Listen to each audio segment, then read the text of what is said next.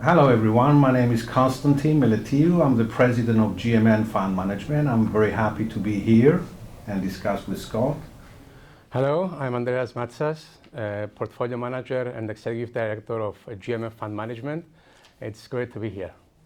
I'm with the team from GMM Fund Management here at the Unite Dubai event. Gentlemen, welcome to Dubai. I'm interested. Tell me a little bit more about the GMM Fund Management Group. Hi Scott, and it's great to be here. We're very glad to be joining this very interesting event, where we're sure that we're going to have the opportunity to meet with very interesting people. So Andreas, tell us a little bit about the GMM Group. GMM Group consists of two companies. One of the company is focuses on managing liquid assets such as stocks, bonds, and financial instruments. The other company of the group focuses on illiquid investments, mainly private equity, real estate, shipping, and the food and beverage sector. We are a relatively young fund manager. We were established 2 years ago. We're currently managing about 40 funds with 220 million euros of assets under management. And our client base consists of about 400 investors. We manage funds in all asset classes, but currently we are focusing on mainly on energy, anything that is considered as green, and shipping, which for us is we consider that it is the greenest form of transport of goods. That's amazing. So, Constantine, I want to ask you, 2 years. There's some strong figures there. How have you got from a standing start to where you are today? What's your secret sauce? Well, first of all, regardless of the fact that the company, that is GMM Fund Management, was established 2 years ago, the network and the platform, the business platform was there. So they were leading the market in Cyprus, which is an emerging market, by the way, with respect to the fund management sector. Yeah. And as we are authorized and licensed under the Cyprus Securities and Exchange Commission and regulated, our funds are within the EU framework. So this gave us the framework and the platform to expand rapidly within the last 2 years. We took advantage of the fact that nobody was doing anything during the coronavirus pandemic. It was a global crisis, but we have been able to engage with the investment sector, both in Europe, and because of my prior experience in the UAE, I spent 7 years here in the UAE.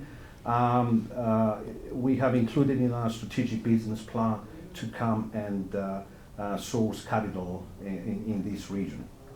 Okay. Andreas, I want to come back to something you said there, because obviously we're here at the Unite Dubai event, very much partnered with the World Humanitarian Forum. And you just spoke about your kind of green credentials, your green energy being a focus. You believe that shipping is one of the greenest forms of transport. It sounds like it's something that's very passionate. It's a passion point for you. Mm-hmm. Is that in the very DNA of what you're trying to do here, so that's differentiating yourself from other investment funds? Yes, you said it very well. Green projects is something that we're looking for at the moment. We believe that there are many good projects in Cyprus, in Greece, and in other neighboring countries in Europe at the moment, which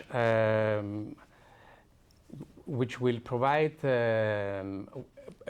positive contribution to the environment, the society, and the community in general. And at the same point, these projects can provide positive returns to our investors. The governments of these countries are providing financing for such projects, and it's a very good opportunity. And at the moment, Europe is cash strained, so it's quite difficult to raise capital from private investors. So we believe that there is a great opportunity for investors in the region to proceed with co-investment opportunities and participate in the financing such projects. I wanted to come back to you on that one, Constantine, because you talked about that. What are your intentions? What are your plans for the GCC? You're here to court investors, but if I'm a company and I'm an investor, what would I benefit from becoming a co-investor in GMM? Okay, that's a very good question, Scott. Thank you. Well, first of all, we have to start on three basic facts. Okay, one fact is that the EU now is going forward with the Recovery and Resilience Fund, and this one of the main pillars of this is anything that has to do with ESG. ESG is becoming a factor, a decisive factor for the investors' decision-making process to get into investments that they have this aspect of ESG. And number one is clean energy. When we say clean energy, we're talking about green energy, renewable, clean energy, hydrogen. You mentioned about shipping. There is a tendency now, and there is a lot of research and development for coming up with ships that they are propelled up with solar energy or even hydrogen. And also the fact that we are, in our investment approach, we're basically domiciled and managing funds from a EU jurisdiction. Under this framework, we can be the trusted and the source partner for any investment entity in this region to open the gate for them to investment opportunities in the European Union. And not only that, there is a trilateral relationship between our area, the Southeastern Mediterranean, the GCC region. Now India has very recently, in early June, approved Cyprus as Category 1 with respect to alternative investments. So funds regulated in Cyprus can also be included in their portfolio management funds for India. So here is the source of investment. Dubai has become the source of all these, and I was able to work with visionary people here, and not only think big, but think big and out of the box, which is think out of the box and think big also. So we are providing a business platform and a trusted partner that is already networked and connected to the region, and we can provide this opportunity to the investors here that they're interested to expand their operations and investments in this region. Andreas, last question. It obviously feels like ESG is a growing force in the world. You know, even over the past year, boardrooms can no longer ignore ESG. What's your feeling about the ROI of doing the right thing? Can you make a sustainable profit? Actually, Scott, I believe that in the future, companies that do not change their policies and in order to consider ESG factors will not be sustainable. So they will have problems at some point in the future. So I believe it is essential for all companies in all sectors to turn green, or at least advance their technology in order to become greener. The projects we currently have under our pipeline, which is an approximately 1 billion pipeline at the moment,